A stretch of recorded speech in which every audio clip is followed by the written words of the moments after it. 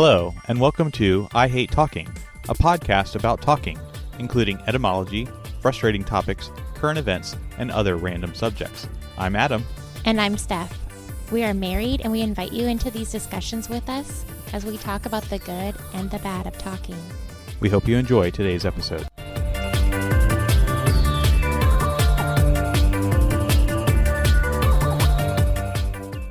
Welcome to episode 110 of I Hate Talking. Hi, everyone. So we'll jump right into our word or phrase of the episode, and that is the phrase middleman scam. Middleman scam? Yes, is that politically incorrect? Should it be middle person scam? No, it just sounds like a tongue twister, so I was making sure I understood it. Middleman. Middleman scam. Yeah. See how hard that is to say? Say it 5 times fast. Middleman scam, middleman scam, middleman scam, middleman scam, middleman scam. Okay, good job. I couldn't do it. I can't even do it once. So a middleman scam, according to our favorite DuckDuckGo AI, or at least my favorite DuckDuckGo AI, is described as a scam that involves a scammer acting as an intermediary between a buyer and seller. It goes on that this can often include using spoofed usernames or fake accounts to deceive their victims. Mm-hmm. So apparently middleman scams have been around for a long time. It's basically anytime that there's somebody in the middle of a buyer and seller could potentially act as both the buyer and seller to legitimate buyer and sellers, or basically pretend to be a seller that is selling a legitimate item, pretend to be that seller, collect money from the unsuspecting buyer, and then when the buyer tries to collect their item or whatever the case may be, they will go to the legitimate person and say, hey, I paid you this money, I need my stuff. But that legitimate seller was also taken advantage of because they were not the ones that interacted with said buyer.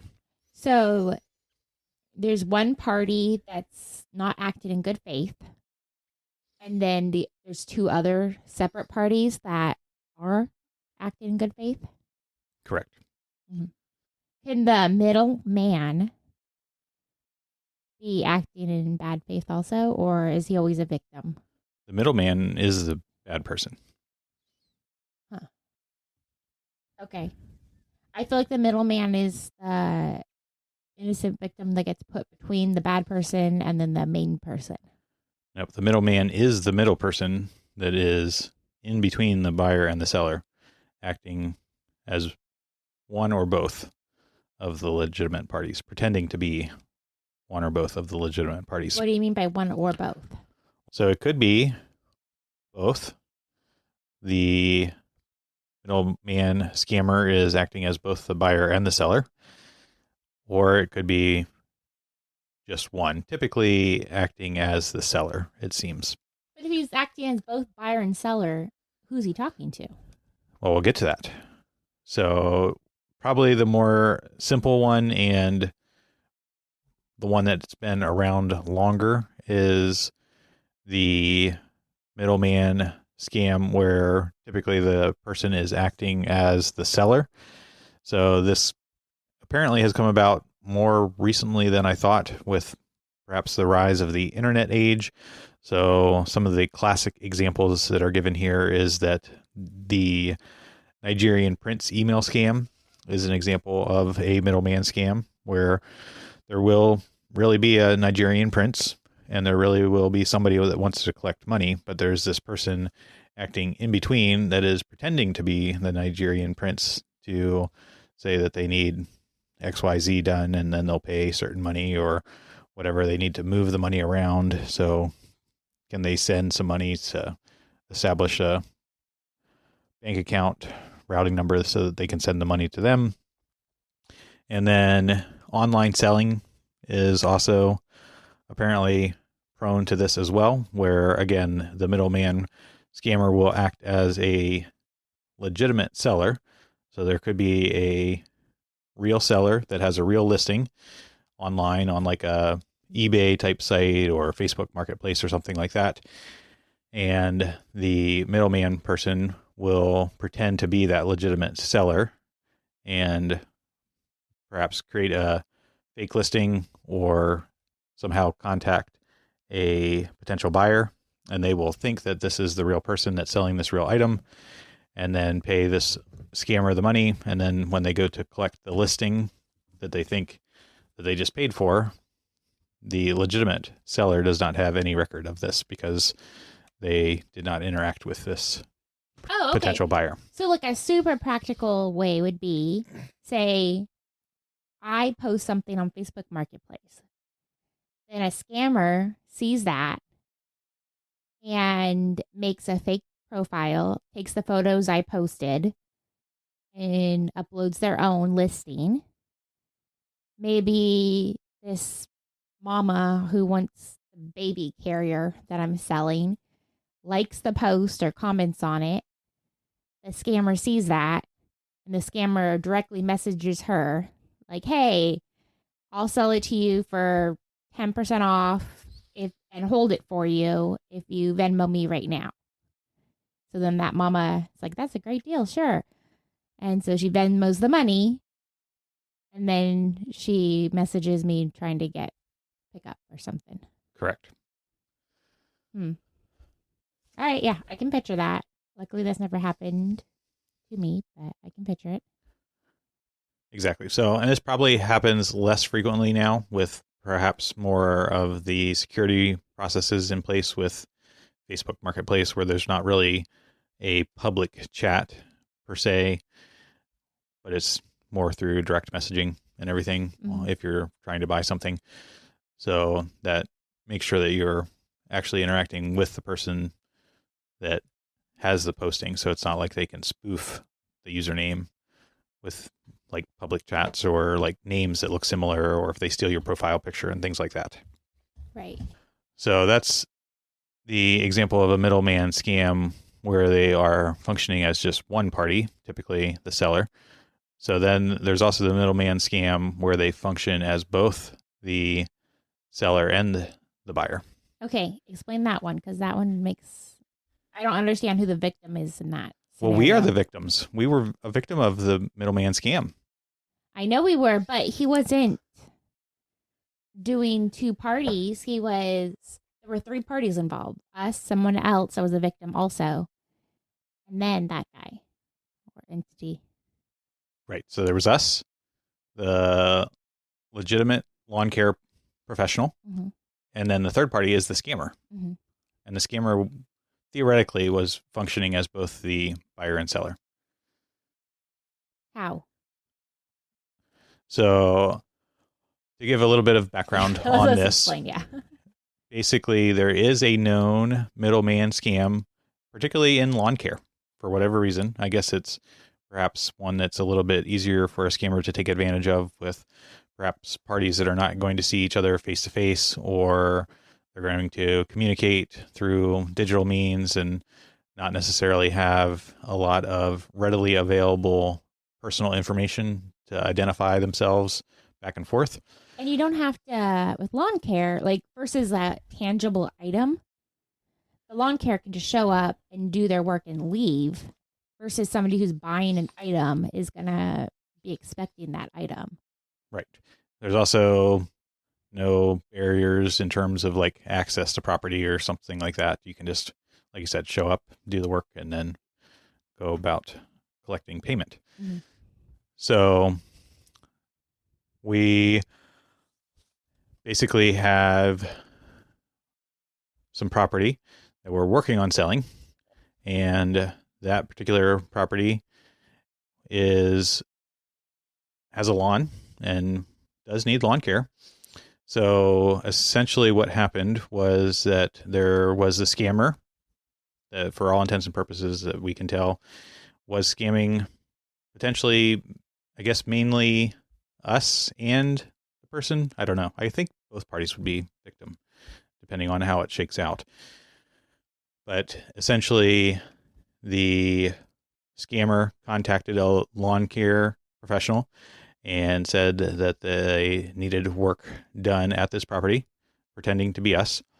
And that was through a series of text messages where that particular scammer asked for service at the property and wanted to get a quote. And it was actually interesting to note that the lawn care professional was very professional and wanted to know exactly where the property lines were and if there was any additional work needed, and making sure that it could be done in a timely fashion. And this should have been a red flag to lawn care professional person, but they didn't catch it. Though they did after the fact say that they were suspicious, but scammer did not respond with any information about property lines. They just basically said, I need it done really quickly. And that was enough for the lawn care professional to take the job.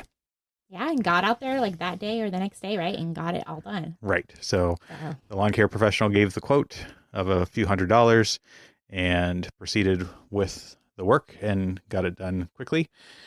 And then there were additional text messages with some really odd stuff, but we'll get into that in perhaps a moment because I think it maybe takes us off course from the middleman scam. Yeah. So scammer solicited services from the lawn care professional.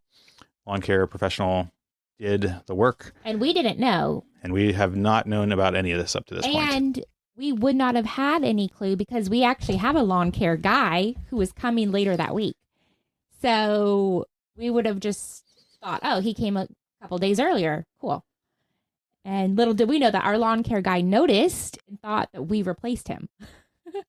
Correct. Whoops. So then we got this information on basically the lawn care professional reaching out to one of our additional service people that they had their phone number of and were asking how to get a hold of us for payment, because I guess at this point perhaps the scammer had ghosted him. I'm not exactly sure what happened, but we got all this information that, quote unquote, we had requested these professional services for the lawn care and now owed money. Right. And when I got that phone call from our friend, I was like, oh no, so-and-so is mowing our yard. I think this guy's scamming you. Don't do anything. So then I had to call our lawn guy because I thought, oh, he's just trying to take advantage or something. And our lawn guy was like, that's when I found out. He's like, no, I went over and I noticed it was done already. I thought you got someone else. Okay, so somebody did do the work. Both parties saw it, and both our friend and lawn care guy, they both said he did a great job. So kudos to him. But yeah, so then we had to start saying, why would he mow our yard and then try to get money? Like, who is sending him to our yard? Correct. Well, the scammer sent him to our yard because the typical outcome in this middleman scam is for the scammer to then invoice the legitimate party that would have been the ones that, quote unquote, requested this service. So he should have asked us for money and we would have paid the scammer.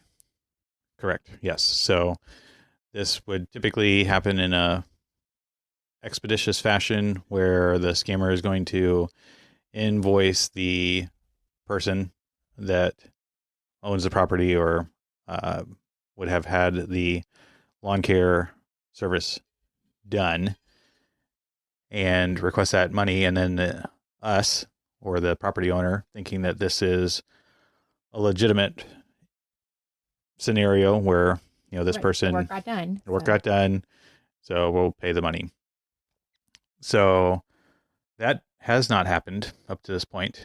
And that's perhaps because neither of us answer spam calls, and maybe they attempted to contact us or something like that, but we never received any particular written invoices or texts or phone calls. So maybe you are thinking that you may have received a phone call now. Well, I didn't know. You're right. I don't answer them, so I don't know. But I get spam texts and calls several times a day, and I just ignore them.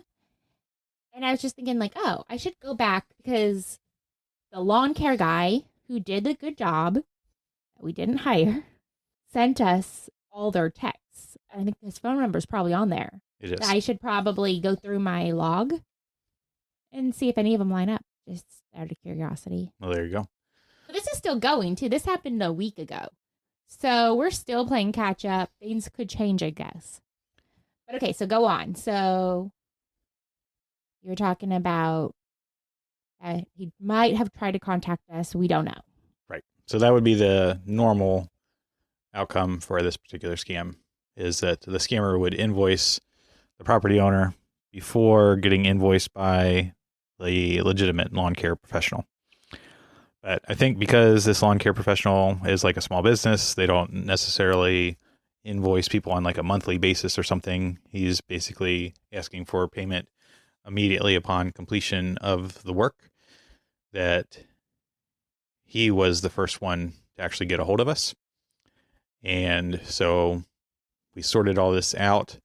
I actually text him to try to confirm if he was a legitimate lawn care, and he has, like a Facebook page and a Yelp listing, and the phone number is associated with a actual business name and everything like that. So it does, from all appearances, seem to be legitimate. So we did pay him some money. Right. Yeah. We basically just, and again, I'm, can only say good things about this guy. At first, I was really skeptical. Like, I think he's trying to scam us. But like you said, he did seem legit. We actually had, when we searched him on the internet, mutual far acquaintances, like live in the same town, know the same people. It's like, okay, I think he is a real person. And he just, he was so nice. He was like, I messed up. I should have done my due diligence. Like, don't worry about it for payment. But we told, we were already going to pay our lawn guy. So we told our, just apologize to our lawn guy. We offered him a little bit of like, hey, you banked on this. And he declined it. He refused to accept any little like gift. And we just said, we'll use you in 2 weeks again. But the lawn guy who did a great job, the new guy, we paid him basically what we were going to pay the other guy. We definitely still wanted to pay. He did the work. And I think this is, like he said, a life lesson now for him. Correct. Yes.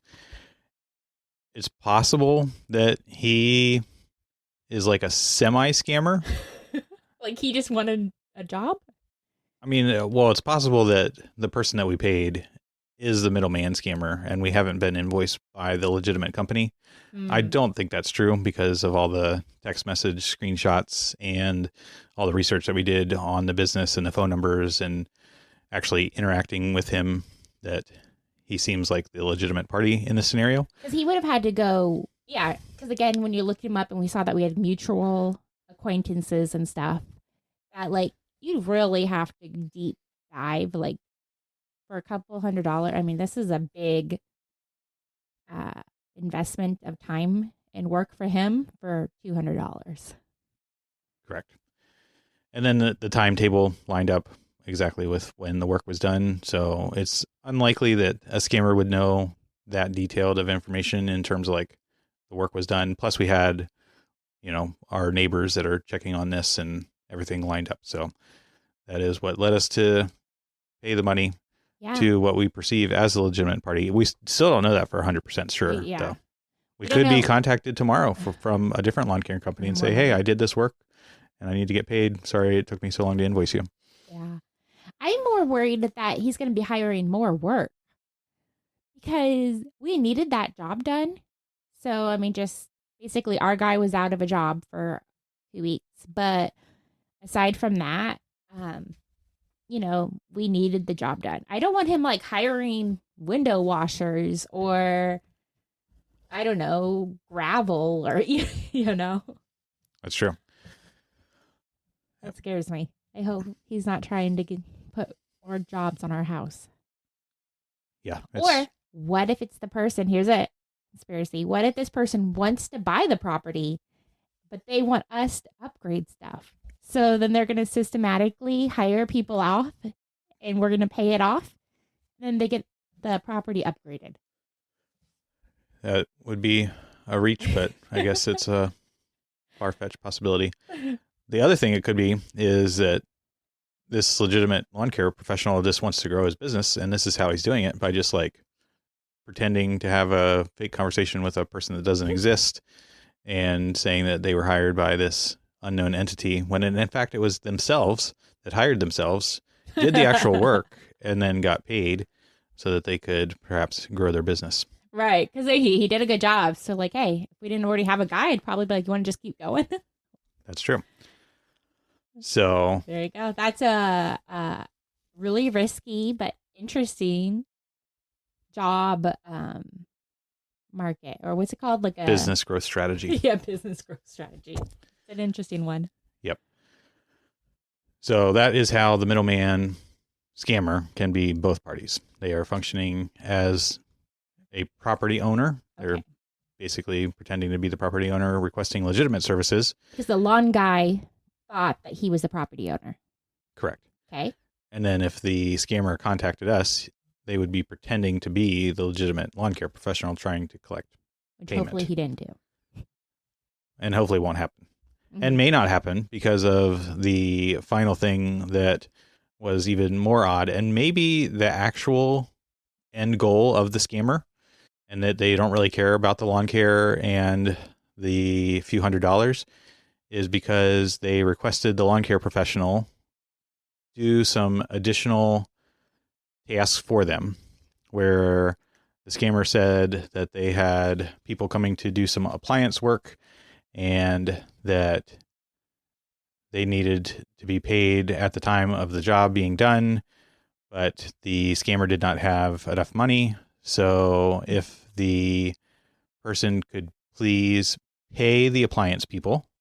So he's asking the lawn care company to give said appliance people, like, it was over $2,000, right? It was $2,560, I believe. So if he can pay them for him while he's there anyways, and then he will pay him back. Right. With interest and extra. Yeah. So basically the scammer said, you pay the appliance people $2,560. Because you're going to be there anyways. You'll be there anyways. And then the scammer will then pay the lawn care professional $2,960 to reimburse them for their $2,560 plus the interest and fees of doing that particular task, which I still don't quite understand how that would work, because I don't know if like they were planning on having him pay through some like online portal or like PayPal or something this money, or more worrisome is like there would actually be the scammer show up and pretend to be the appliance people to collect the cash or something. That's what I thought he was going to do.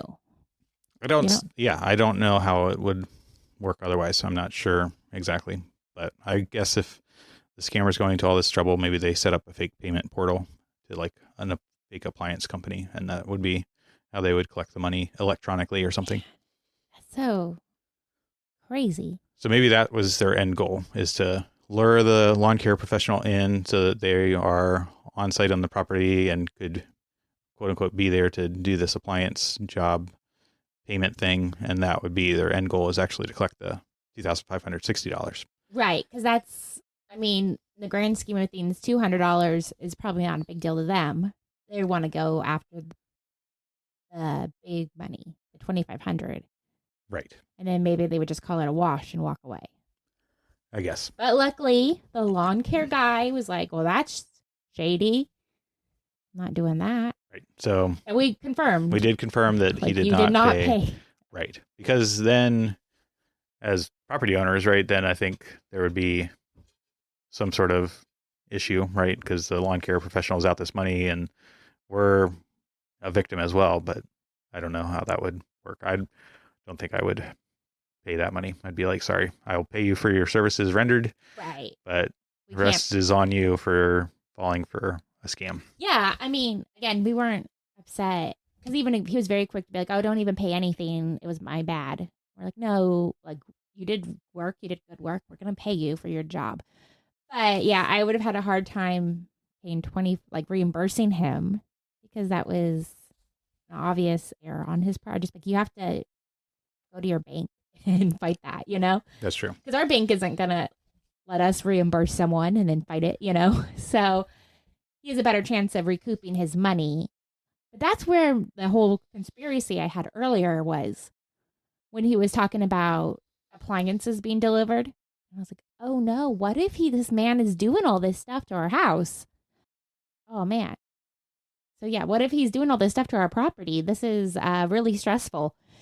It doesn't seem like anything else is happening, but I am a little uneasy.